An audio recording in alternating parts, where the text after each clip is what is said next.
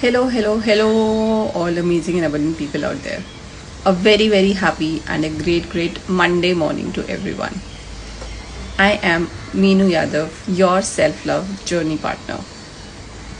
Today, I want to share one very interesting metaphor with you, and that metaphor is remote control. I know that my remote control is in my hands because I don't react to whatever people say. I respond.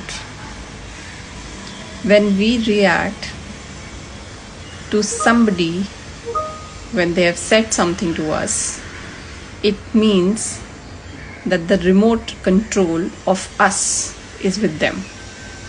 They can say anything to trigger that reaction from us because they know it. When you stop reacting to what they say, your remote control comes back into your hand. That's my take on this metaphor. DM me that where is the control of your remote? Is it with you or with somebody else?